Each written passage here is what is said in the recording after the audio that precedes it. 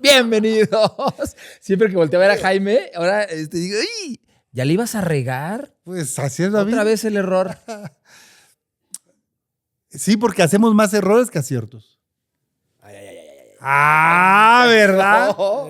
Somos más error que acierto. ¿En serio? Claro, el ser humano es mucho más error que acierto. Sin embargo, por alguna razón, nos enfocamos más en los aciertos que en los errores.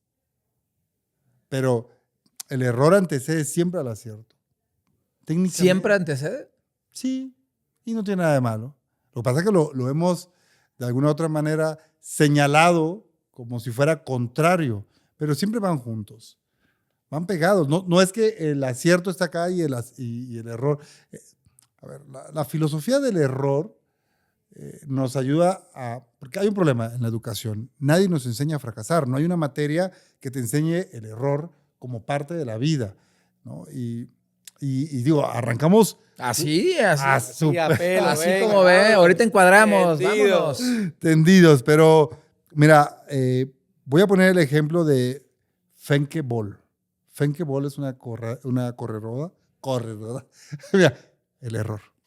No, te estás empeñando. Es tu Oye, Es un es tu episodio. es mi Venga, episodio James. del Vente error. acá, hombre. Fenke Bol, ¿no? Una atleta holandesa en el Mundial en el 2023, faltando escasos 80 metros para llegar a la meta, en una carrera de relevos, se cae. Se cae. Estaba peleando, Se tropezó. se tropezó y estaba peleando. El primer lugar venían pegaditas, 1 y 2, pegaditas, diferencias de centésimas de segundo. Se cae. Y ahora en las Olimpiadas hace una carrera monumental, un regreso, una forma de correr que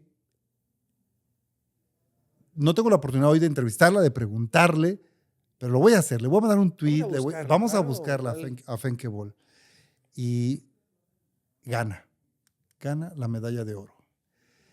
Y he visto el video una y otra vez. Cuando ella se va cayendo, te la ponen en cámara lenta. Venían los comentaristas, ya sabes, Fenke Bol.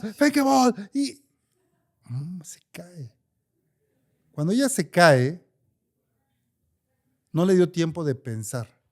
Se levanta inmediatamente porque aún estaba en juego el segundo lugar. ¿Sí me explico? Claro. O sea, cuando estás en una mentalidad de alto rendimiento, en una mentalidad ganadora, en una mentalidad de superación, de next, voy, go, no hay tiempo de ponerte a pensar, ¿no?, en lo negativo, en las implicaciones, en los miedos. En ese momento es levantarse. Entonces, el video está increíble. Ojalá. Vamos a ver. Y la vamos a buscar. Sí, A ver si la producción lo pone. fíjate Increíble. que me estás poniendo así en charolita de plata. Ahí está la charolita, mira. Esta está de oro, bañada, o de plata bañada de oro. Fíjense que creo que no hemos dicho en ningún episodio que yo le voy al club más laureado de la historia, que es el Real Madrid. Y tienes razón que en el deporte pierdes más que ganas. O sea, el Real Madrid, por más que es súper ganador, perdemos más de lo que ganamos. Igual no en número de partidos, pero sí en campeonatos, ¿no? Y claro, al ponérmelo así, pues me encantaría saber, Adrián, que le va al Barça. Obviamente, al Barcelona. ¿Qué se siente siendo un perdedor? Cuéntanos. El perdedor número 1 es el episodio. Ya los vi, en contra de mí, porque aquí tengo a 2 merengues y este episodio va a causar mucha reacción. Estamos a pocos, Pues mira, a pocos días de arrancar la liga y les voy a decir que el campeón de esta liga orgullosamente va a ser el Barcelona. Pero bueno, ¿qué se siente? vamos a regresar a la Perdiendo cultura del tanto. error. Fíjate que hablando en términos de deporte, ¿no? Y lo voy a conectar justo ahí. Sí. Hablando en términos de deporte, y en otros episodios hemos hablado del prejuicio, todos los deportistas de alto rendimiento, absolutamente todos, experimentan el fracaso y el error en nanosegundos, como lo dijiste ahorita, James. Y uno como espectador de este lado, es muy fácil hacer un prejuicio o hacer un comentario de una persona que fracasó. Tan sencillo y tan rápido. O que comete un error. O que comete un error, o que simplemente alguien fue mejor que esa competidora. Y conectándolo en las Olimpiadas de ahora, los 100 metros planos hoy del hombre más rápido del mundo, durante el 80% de la carrera fue el número 1. En el último 20%, no recuerdo el competidor de Estados Unidos, a ver si ahí la producción lo pone acá abajo el nombre o el Instagram, supera a este competidor de Jamaica que venía el 80% ganando. ¿Es un perdedor el de Jamaica? A ver, y acabas de... Me encanta, porque el tema es, ¿cuál es la historia que me cuento? Ay, los dejé. ¿Cuál es la historia que nos contamos del error? Porque es muy fácil desde afuera contarnos muchas historias, pero el error tiene muchas historias. O sea, alrededor de un error, o lo que hemos señalado como un error, tiene muchas historias. Steve Kerr, en 1997, en las finales de la NBA, jugando con Chicago ¿Con los Bulls? Con los Bulls. Steve Kerr, en el 6º partido, si no mal recuerdo, previo piden un tiempo fuera, habla con Michael Jordan, ¿no? Se ve que están hablando y sabemos quién es el que tira siempre el último. ¿Quién es? Su Majestad, Michael Jordan, el número 23. Y hablan ellos. Entonces empieza la jugada, escasos segundos para acabar el partido, todos el foco a Michael Jordan, hace un dribbling y le avienta la bola a Steve Kerr. Y Steve se eleva y la mete. La mete. Y todo el mundo podría en ese momento haber dicho, es un error lo que está haciendo Jordan, aventar cuando le da el balón a Steve Kerr. Si Steve lo falla, ¿cómo hubiera sido señalado Michael Jordan por esa jugada? Por haberle dado el balón. ¿Ok? ¿No? Pero ese movimiento para muchos fue un error, para otros fue un acierto. La historia hoy dice que es un acierto. La estadística pudo haber dicho que era un error. El punto es la historia que nos contamos del error. Puse este ejemplo. Y Steve cuenta la historia de que Michael Jordan, y lo dice de manera, en chiste, de manera de broma, dice, ese día Michael Jordan no estaba seguro, no se sentía seguro, entonces me la dio a mí. Pero lo hace en toma de... Sí, claro, irónico. Irónico, ¿no? Sí. Pero eso es a lo que vamos. Son esas decisiones que tienen un costo, ¿okay? Un costo de riesgo. Que si ganas mucho. Y si pierdes poco. Ahora, vamos a tratar de hacer esta conexión porque se clavó y se fue al fútbol. Se clavó y se fue al deporte y se fue a las Olimpiadas. No, pero es que está lindísimo porque vamos a ver si encontramos ahí avenidas en términos de desarrollo organizacional, en términos empresariales, en términos de conductas dentro de las empresas y a ver qué es lo que pasa cuando hacemos referencias al deporte, porque creo que es un tema que podemos subir y regresar fácilmente. Hoy, ¿cuántos tiros en su historia de la carrera ha fallado Michael Jordan y cuántos ha acertado? ¿O cuántas temporadas hizo Michael Jordan y cuántos anillos tiene? Tiene más derrotas. Tiene 6 anillos, ¿no? De campeonato. ¿Cuántas temporadas estuvo Jordan jugando a tope? ¿No?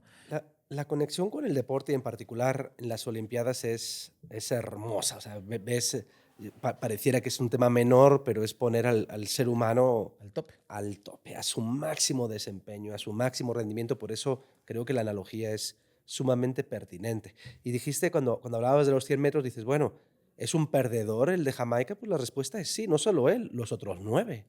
Uno gana y los otros pierden. Así de sencillo. Y hay que aceptarlo con humildad. Y en ese sentido, cuando pierdes, ganas algo. ¿Qué es lo que ganas? El posible aprendizaje. Es decir, si en esta final lo que aprendes es, oye, no me sirve de nada ir tan rápido al principio o tengo que hacer un último esfuerzo y sacar el pecho, pues ya aprendiste algo nuevo. Entonces yo, en ese sentido, sí estoy de acuerdo con que en el deporte pierdes más de lo que ganas. De lo que ganas. Y, en fin, en todas las disciplinas surgió en una conversación con mis hijas el tema de Nadia Comaneci, ¿no? Que sacó el 10 perfecto, ¿no? Y ahí tenemos nuestro reloj con esas 10 recordando la búsqueda de la perfección, ¿no?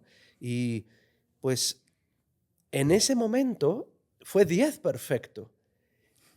Y tuvieron que cambiar las reglas y los sistemas de medición o de observación por parte de los jueces para que nunca más en la historia pudiéramos tener un 10 perfecto. Y bueno, voy a conectar el deporte con la metafísica. Cuando tú dijiste que hay más errores que aciertos, sería poco menos que aceptar que hay más mal que bien. Y eso, desde un punto de vista metafísico, no es real. Hay más bien que mal. De hecho, el mal es ausencia de bien. El bien es perfecto en sí mismo. El mal en potencia es bueno. Entonces, al final, en esta pandilla del error, del miedo, de la culpa que se realimentan, en el fondo sí existe ganar, sí existe una ejecución perfecta, sí existe un episodio de podcast perfecto, sí existe una carrera perfecta. Y el hecho, y eso desde un punto de vista metafísico, yo sé que los psicólogos dirán que estoy diciendo una aberración, pero desde un punto de vista filosófico existe la perfección en el ser. Y el hecho de observarla y acercarnos a ella, para mí permite, y por eso el deporte se me hace tan pertinente, sacar lo mejor de ti. Y sacar lo mejor de ti para batir tu récord, o el récord olímpico, o el récord mundial, y dadas las circunstancias, como la que se tropieza, levantarse y lograr la medalla de plata. Se me hace heroico, ¿no? Pero, perdón, José, porque el error, el tema es que el error no es que sea bueno o malo. Porque de repente el error ha sido etiquetado como algo malo. Y desde mi perspectiva, desde mi lectura, ese es un principio que tendríamos que modificar. O sea, el error no es que sea malo. El error es parte de una naturaleza. Es parte de una respuesta a varias circunstancias que entonces sucede. Pero no es que el error sea malo. No, pero... Es una imperfección. A ver, yo sí sostengo que es malo. Eso no quiere decir que lo que tengamos que ocultar. Hay una imperfección en el ser, hay una imperfección en tu desempeño, hay una imperfección en tu rendimiento. El otro hizo algo mejor que tú, de forma azarosa, de forma consciente o voluntaria. Total. O sea, en sí mismo sí existe. A ver, en el deporte, como todas las analogías o metáforas, en parte es igual y en parte es diferente a nuestra cotidianidad, los que no somos atletas de alto rendimiento, ¿no? Y lo que sí es un tema que nos une a los líderes o a nosotros como consultores y coaches de equipos, coaches de ejecutivos, es cuál es el potencial del talento. Porque al final del día, la perfección de cada ser humano, de cada equipo, de cada organización, no está en función de su forecast, que es una estimación, sino cuál es el potencial de la persona, cuánto puede dar en esas circunstancias, en ese puesto. Y en la medida que logremos crear las circunstancias para que la persona haga realidad ese potencial, vamos a hacer una persona más feliz, un equipo más feliz, una organización más feliz. La felicidad va correlacionada con la actualización del potencial. Entonces, que yo no pueda ser medalla de oro no quiere decir que yo no haya alcanzado mi máximo potencial, que esa es otra. Por eso no forzosamente nos sirve el ejemplo de las medallas, porque igual el mejor tiempo, la mejor zancada que yo puedo dar es X. Y ese, en base a la ciencia, me pueden determinar, como yo lo hice personalmente, me determinaron cuál es mi potencial de tiempo en un maratón. Y lo sé.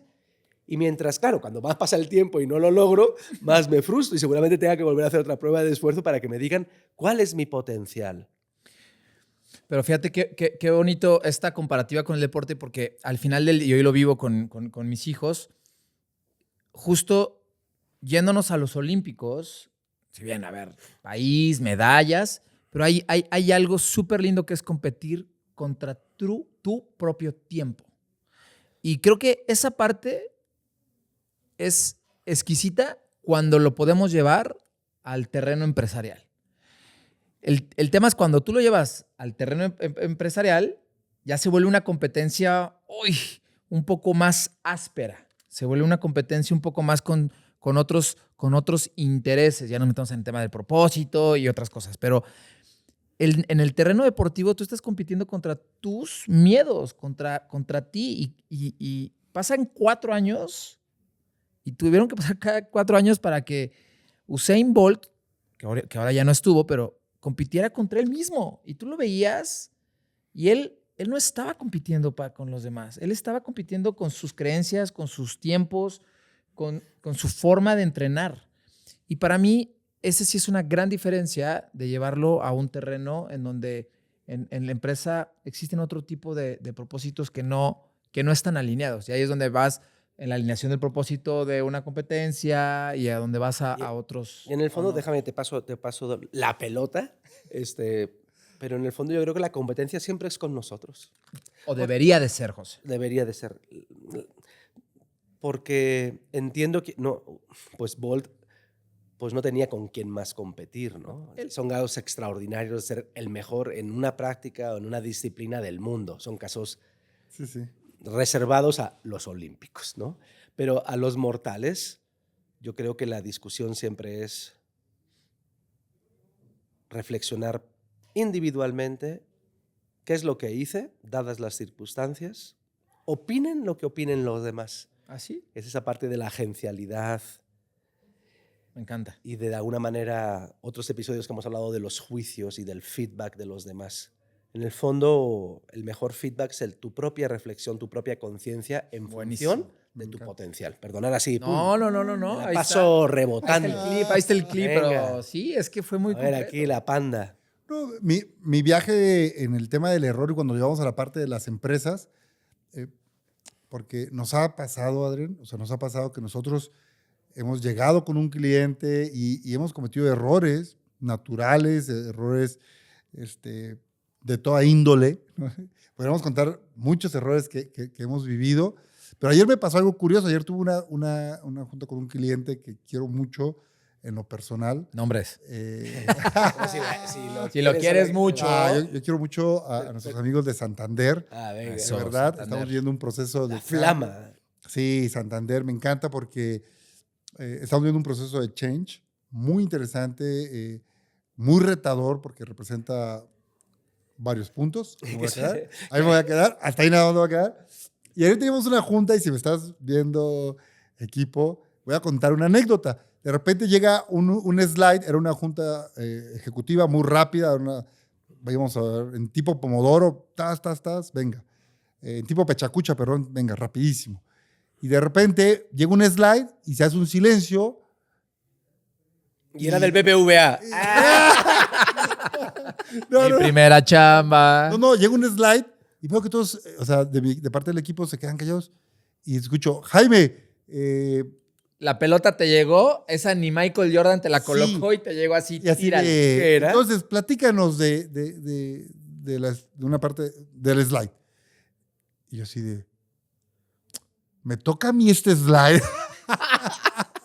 De verdad. O sea, y para colmo, yo soy muy pausado, me gusta como reflexionar, y 2 slides antes habían hecho un comentario que a mí me encantó y que me dejó dando vueltas. Mi cabeza estaba... Yo ya me había salido... Y tú dijiste, voy a aplicar la del podcast. Vale, madre, el slide. Yo les cuento lo del slide anterior. Sí, porque yo estaba en el viaje de 2 slides anteriores porque nos hicieron una observación que me abrió el panorama de muchos accionables, de entender un cambio. Entonces, de repente, 2 slides después me dicen, te toca hablar.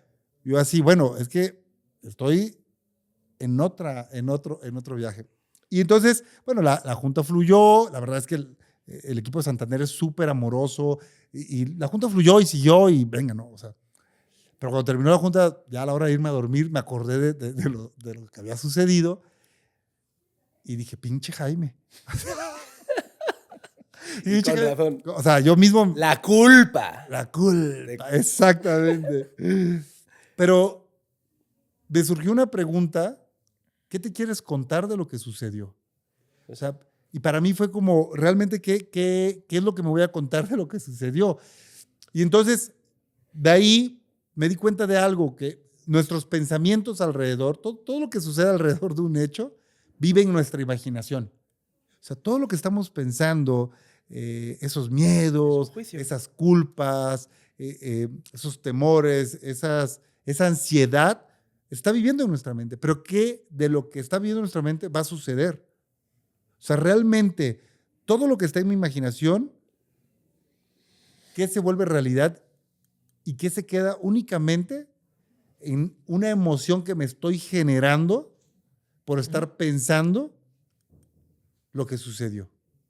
Para mí fue, y yo la verdad, bueno, yo lo tomé con mucho amor, porque si algo hemos aprendido en este oficio, después, en lo personal tengo 22 años dedicándome pues, ya en la vida profesional, pues si algo hemos aprendido es que los negocios van y vienen, las personas no.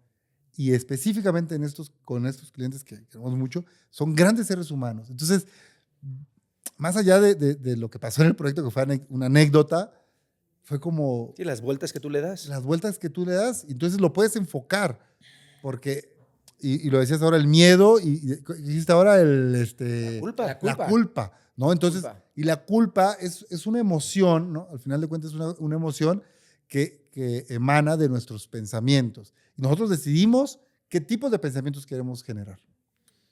A ver, déjame retomar el tema del miedo, que es doblemente claro que es un invento. La pandilla del miedo. La pandilla del miedo. O sea, dejemos el error que pudiera ser más o menos objetivo. Si tienes un juez ruso, yo siempre tengo esa fijación con los jueces rusos que son como los más estrictos, ¿no? Que buscan la perfección, ¿no?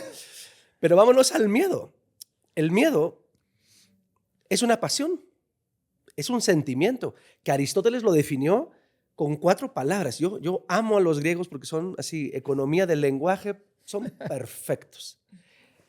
Para él el miedo es el mal, ausente, difícil, insuperable. Ahí les va. ¿Qué es el miedo? Es el mal, ausente, difícil, insuperable. 4 juicios en uno. El mal. ¿Cómo sabes que eso que se viene es un mal? Primer juicio. Segundo juicio. Es ausente. O sea, no está aquí. Tú te imaginas que pudiera venir ese mal. Con lo cual, que nuestra vida y todos los aquí presentes, nosotros 3, y los que nos escuchan, normalmente yo, en un proceso de coaching, a veces en la segunda, si la persona es muy miedosa, pero no pasa de la tercera sesión, que hacemos así, análisis de miedos. Así es la vida. Nos mueve el amor, pero sobre todo nos mueve evitar los miedos. Mal, ausente, difícil. ¿Por qué es difícil? ¿Por qué crees que no vas a poder superar ese error? ¿Quién te dice a ti que si acontece lo que tú crees que te puede acontecer y que crees que puede ser malo para ti, es difícil? Ok, vamos a suponer, no, José, es que tú no sabes mi historia de vida. Claro que viene el mal. Aunque es ausente, me cae que va a venir y va a ser dificilísimo. ¿Por qué consideras que aun siendo difícil, no lo vas a poder superar? Sí, de acuerdo. 4 juicios en uno, Dios santo. Pero el miedo se alimenta de los errores y de los señalamientos. Te señalan en la empresa, buscan el culpable y por ende al buscar el culpable, ¿qué haces la siguiente ocasión? Evitarlo. Y para eso no quiero cagarla. Y para eso no propongo, no cambio, no exploro, no arriesgo. Total. Y nos vamos todos safe para salvar aquellito. Y no, entonces no prendo la cámara en el town hall. Ahí se proyectó. Dedicado a los doers. Dedicado a los doers. Dedicado a los doers. no prendo la cámara, mejor no opino, porque tengo miedo. Pero para romper un poco la vara del miedo e irnos a la otra pandilla, ¿no? Hablando del miedo, pero al otro lado de la pandilla, el miedo es el detonador de hacer cosas distintas también. El miedo es el vértigo de arrancar un nuevo proceso, de arrancar una nueva jornada laboral, de arrancar en un nuevo trabajo. Todo el mundo vive con el miedo.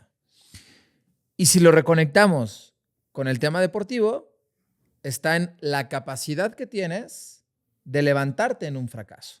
O sea, cuando tú te levantas rápido de un fracaso, en este caso cuando hablaste de la corredora, ¿cuánto tiempo tuvo ella que reaccionar? ¿Y tú crees que en su cabeza tuvo el miedo? No, porque ella tiene una disciplina mental y voy a conectar. Pero entonces, ¿la disciplina ayuda al miedo? ¿O cómo la disciplina puede ayudar a disipar el miedo? ¿O a controlarlo? ¿O a que no se alimente el miedo? Sí, y voy a usar una palabra que hace un momento José Luis mencionó, que es la economía. O sea, así como debe haber una economía de lenguaje, también debe haber una economía de pensamientos. Claro, no rumiarlos. Exactamente. O sea, tienes el derecho a pensar algo negativo, a pensar... Hipótesis. A hacer hipótesis que te puedan afectar. Pero hay un rango, ¿no? Y esa es tu economía de pensamientos.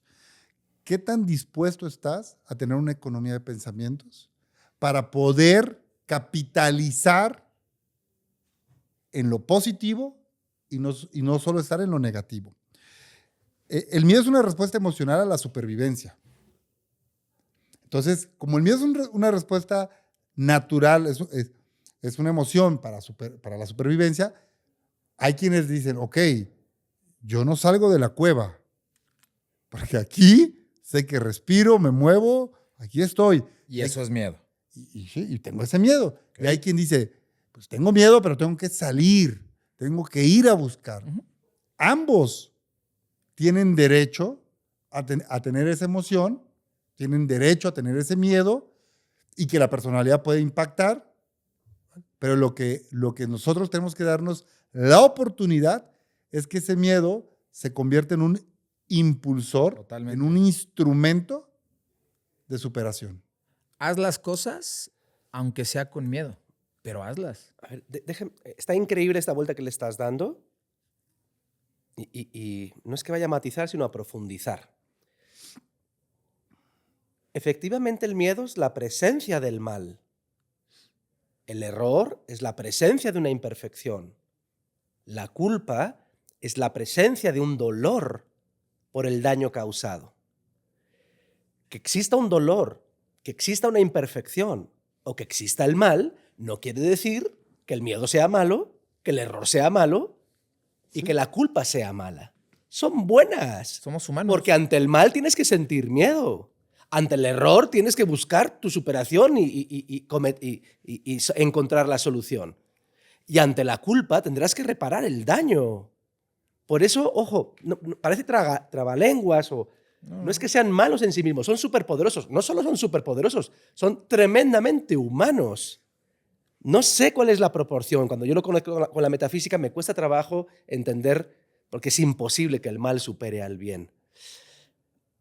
Pero desde el punto de vista del aprendizaje, no les quepa la menor duda, nuestro famoso 70-20-10, el 70% del aprendizaje humano es a través de la práctica, del ensayo y error, de lo que sí funciona y de lo que no funciona. Y si te están promoviendo en un trabajo, hacer un desempeño que aparentemente estás cualificado y que se espera de ti que cambies y que aprendas en un 70% de ensayo y error, por eso hay que glorificar el error. Por eso tenemos que burlarnos como Fuck Up Nights. Claro. Felicidades al movimiento mexicano. Glorificar la cagada empresarial. Porque es sumamente humano. Como es sumamente humano sentir culpa, pedir perdón y reparar el daño. Para mí se me hace más humano cagarla que acertarla. Es que hoy lo vemos. O sea, Hoy lo vemos cuando en los proyectos que fluyen y que es perfecto, eso hoy ya no... Algo está mal en ese proceso. Es que en serio. El juez ruso. Es que si tú rumeas, y que estábamos hablando hace rato, de tus pensamientos, siempre vas a encontrar un bridge para el error. Siempre. Pero eso no quiere decir que hay personas que tienen un pensamiento muchísimo más anclado hacia la parte de estrategia y de crear supuestos o hipótesis para posiblemente evitar el error, o del otro lado, tipos de personas que van a la iteración de volada y el error es algo que realmente, es más, ni lo conocen porque viven siempre en beta. Y justo en la mañana lo estábamos viendo en una plática que estábamos teniendo de los tiempos modernos de Chaplin, ¿no? Cuando el ser humano es parte de un proceso casi de engranaje. Y me conectó mucho, ¿no? Esta parte mecánica. Y hoy estamos en una ola de humanizar cada vez los procesos y de humanizar a las organizaciones. Parte de humanizar las organizaciones es encontrar el lado luz y el lado sombra, pero el lado sombra evidenciándolo justo que somos humanos y que atendemos los errores y que atendemos justo nuestro lado que no nos gusta y está en el nivel de incrementar las conversaciones que tengamos.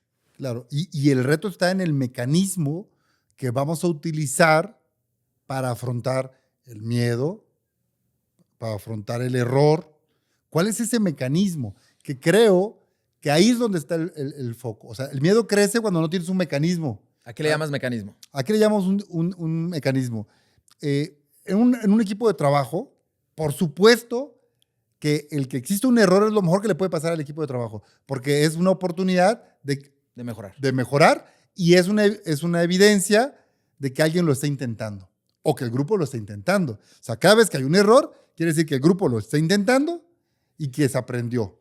El tema es, si no existe un mecanismo de conversaciones, un ejemplo, un círculo de confianza, un círculo de comunicación, un World Café, no existen los espacios de diálogo, entonces ahí es donde entra la incertidumbre, porque alrededor del miedo, del error, de la culpa, entra un factor que es la incertidumbre. Fíjese que decías ahora de tiempos modernos, de la industrialización. Pues esta taza es industrial, no voy a decir la marca, aunque ya la conozco. Todas salen perfectas, todas salen iguales. Y vean un poco la tendencia que hay ahora de la artesanía. Ajá. En esa glorificación de la imperfección. Claro, de la individualidad. De que es única, irrepetible e imperfecta. Total, es precioso. Y esto no nos lo patrocina Talavera Uriarte, pero estuve en Puebla, ni tampoco Ikea. Que amo, a las dos. Pero el otro día fui a Uriarte, al showroom donde tiene la galería en Puebla. Me impactó mucho. Felicitaciones si nos ven. Y me compré una caja de 20 kilos de pedacería. Porque lo que más me impactó es que vendían por kilo todas las piezas que se les rompen. Se me hizo hermoso. Y a la señorita le dije, ¿sabes lo que es el kintsukuroi de los japoneses? De casualidad dije, en la pedacería podré encontrar toda la taza completa. Y dice, uy, no creo. Dije, bueno, lo voy a intentar. Y llego a la casa con 20 kilos de pedacería. Y me dice mi esposa, ¿pero dónde vas con eso? No sé, pero se me hace increíble. Es de Talavera y está firmado. Y esta es de un artista. Y mira esta pieza. Y me arrebató el que estuviera amontonada tanta imperfección. Y justo los japoneses, en esa práctica que tienen, por si no nos conocen, el kintsukuroi, si se me cae la taza, yo la vuelvo a ensamblar. Y no solo eso, sino que le pongo un yeso, un pegamento dorado, para recordar que la resané, ¿sale? En un recuerdo de que esa pieza, la imperfección, le hace más fuerte. La imperfección a los seres humanos nos hace más fuertes, más resilientes, más ambiciosos. A ver, te quedaste conectado. Y llevándolo entonces, todas estas reflexiones y este viaje que hemos tenido, cómo las empresas pueden glorificar, pueden justo poner en el centro una cultura del error, una cultura del miedo, de darle esa vuelta al miedo, ¿no? De que sea un potencializador, de que sea un trigger, de buscar las cosas distintas. Claro. Que es a lo que nos dedicamos. Sí, yo empecé una práctica y empecé hace más o menos año y medio dentro de la organización, dentro de HD. Tengo una hipótesis. Mi hipótesis es, nos han dicho que debemos de llamar la atención en privado, corregir en privado y celebrar en público. Y en mi afán de crear una filosofía del error, una organización de cultura del error, yo dije, está mal la práctica que llevamos muchos años haciendo. Porque lo que hay que señalar es el hecho, no a la persona. De acuerdo. O sea, nosotros tenemos que señalar al hecho, no a la persona. Si yo señalo el hecho en privado, no tenemos la oportunidad de aprender. Y hacemos al equipo débil, hacemos al equipo temeroso, hacemos al equipo prejuicioso a no querer cometer un error. Y no es que lo quieras cometer intencionalmente, es que va a suceder porque es un ser humano. Y desde entonces he optado, porque cada vez que hay un error, señalarlo en público. Y con un solo objetivo muy claro, el hecho, no la persona. Y ha sido difícil. No, esto va a generar controversia. Bueno, ¿tú qué opinas? Sí. ¿Hay que hacerlo en público o en privado? Venga, pónnoslo, escríbelo. Uf, esa está buena. Foco. Se señala el hecho, no la persona. Sí, yo creo que ese es un gran hack.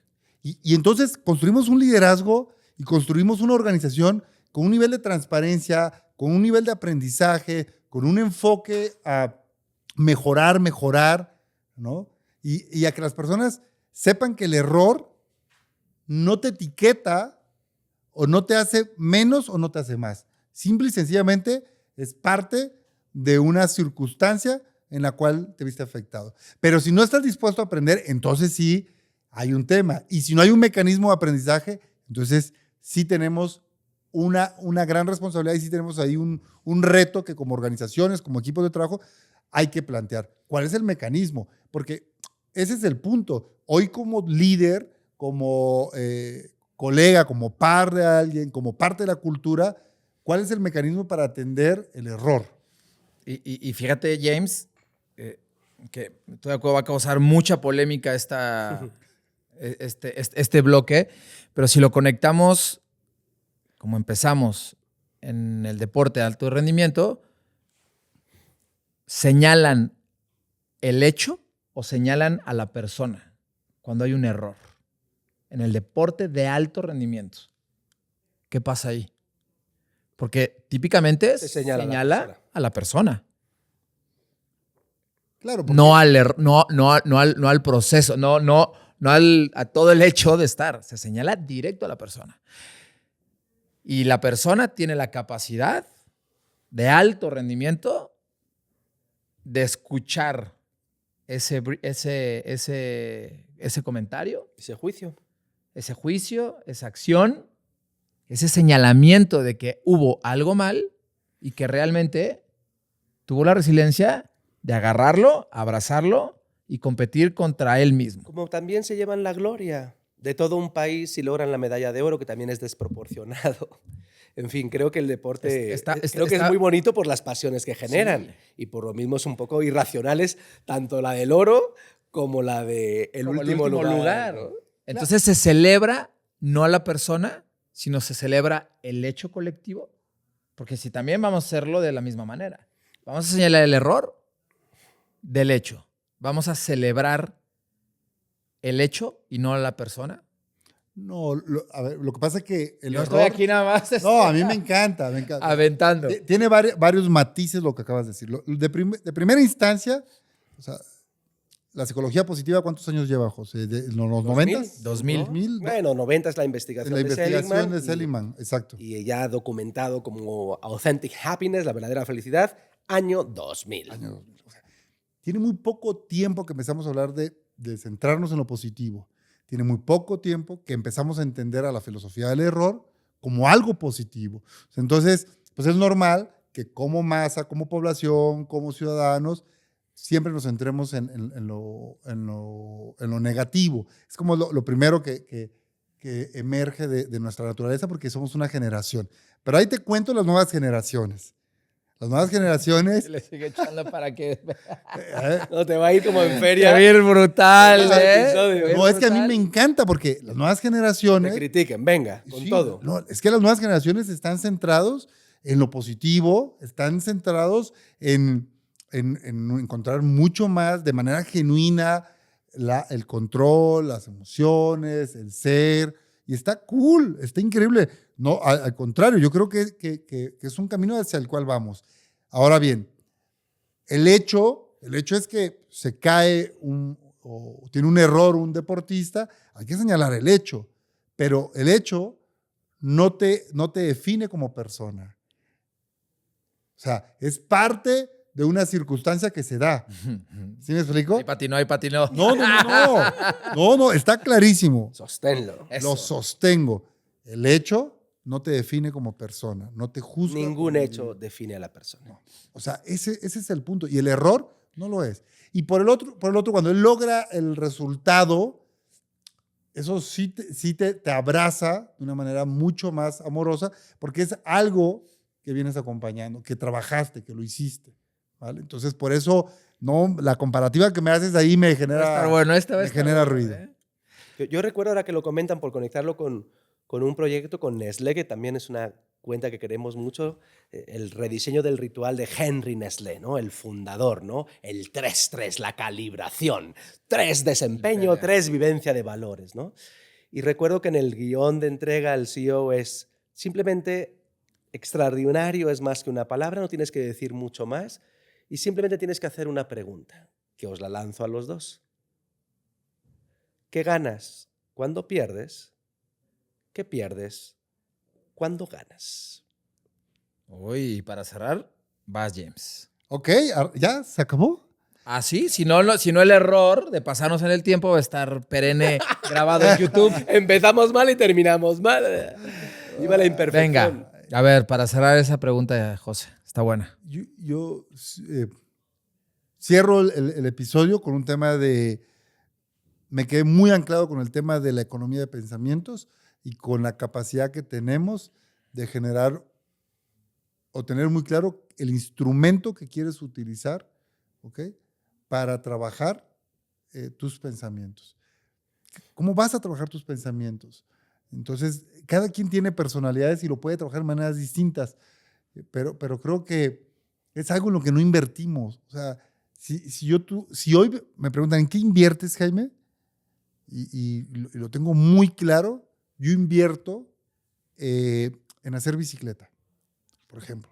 Yo invierto tiempo en hacer bicicleta, no por el deporte per se, sino es un espacio que me permite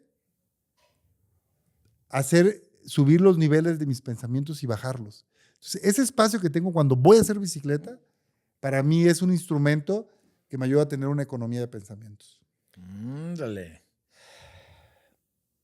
Para mí, la culpa es buena, el error es bueno, el miedo es bueno. La culpa te permite pedir perdón y reparar el daño. El error te permite reconocer tu imperfección y hacerte más fuerte. Y el miedo, sacar tu fortaleza. Sin ninguna duda, me quedo en esta pandilla del miedo, del error y de la culpa. Venga, en un sentido positivo.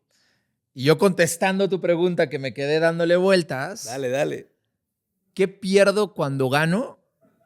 Pierdo justo la zona de confort. Yo creo que cuando ganas puedes llegar a perder la zona de confort, utópicamente pensando, o en un bucle ahí que se puede llegar a perder. ¿Y qué gano cuando pierdo?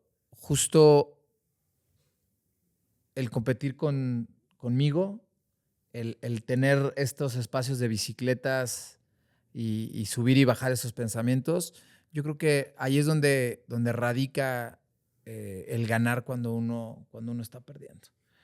Porque ahí es donde el ser humano demuestra su capacidad de hacer las cosas distintas, su capacidad de innovar. Y siempre nos han dicho, cuando un país nos han dicho cuál es el país que tiene más innovación, y cuando están las carencias, cuando están justo estas formas nuevas de encontrar una solución, ahí es donde yo más gano, realmente, en la innovación. Y bueno, pues como todo episodio tiene que acabar, recuerden que, José... ¿Sabes qué pasa? Que no me hacen ni puñetero caso. Las acciones de Spotify, las acciones de Alphabet están cayendo porque se siguen suscribiendo. Porfa, que no se suscriban, coño. No lo hagan. Una más y nos están regañando. Literal, no se suscriban. No le den like. Pero, ¿cómo le van a dar like a las imperfecciones que dijo? Las cagadas. ¿Cómo les explico que según venimos vestidos de pandilleros? Yo los estaba viendo y dije, ¿qué pandilleros son estos? O sea, nos dijeron, traigan outfit de pandilleros. Y los veo y bueno, me los encuentro en la noche y los doy un abrazo. Les doy un abrazo. Entonces, que quede entre nosotros. No te suscribas. No lo compartas. Pero sí comenta para escucharte. Eso sí. Nos vemos.